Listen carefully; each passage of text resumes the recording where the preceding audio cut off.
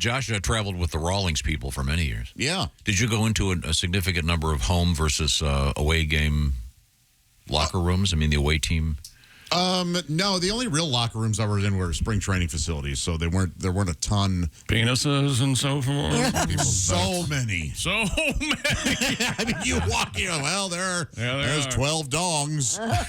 You know, when I was a baby broadcaster, I went to cover the Bengals Raiders, a regular season game down at the old Riverfront Stadium, and I was in the end zone, first of all, on an extra point. And it was the first time I was at a professional football game. And they snapped the ball and kicked the extra point. And I was terrified. It was like 12 cars ran into each other. The noise and the intense. Anyway, went into the Raiders locker room, Ace. The winning team. You might, I don't know if I forget who won. But Kenny King, running back for the Raiders, I think he won a Super Bowl, actually. He was sitting in front of his locker. Okay, picture this. Had his pads on in his shirt, no pants, just sitting there. And his was on, he had to put it on the bench next to him. It was, Yeah, I bet. And it wasn't so much the length, which was substantial. It was a dinner plate. Oh, my God. It was unbelievable. I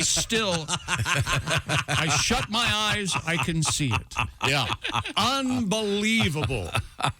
What he was winning a running around on the field with that thing. Man.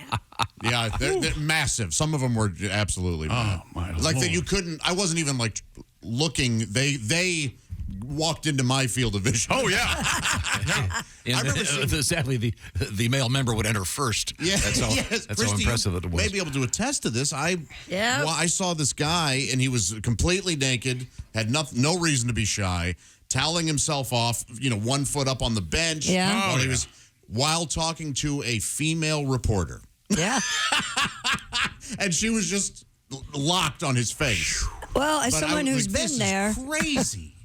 I had that experience when I worked for ESPN with the NBA. Dikembe Mutombo. Yep. No.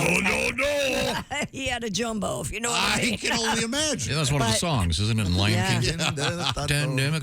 Actually, I was not that girl. I couldn't get past that. I didn't feel comfortable. Okay, yeah. So I would have my camera guy go in and bring the player out to me after they were dressed. That's nice. Because but that was my choice. I mean, there are women who don't do that. It doesn't What do matter. they do for the WNBA?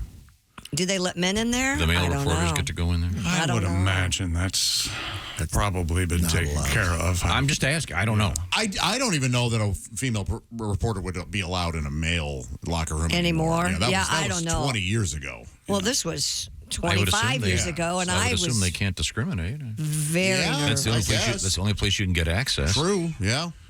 Suppose there's any joking around? I see that, I guess, is probably have to be. You probably can't do that. No, into the mic.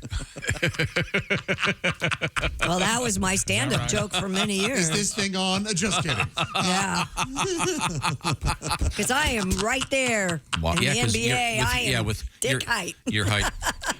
Yeah, I remember Dick Height. He was a good player. He was the coach of, what was it? I don't know.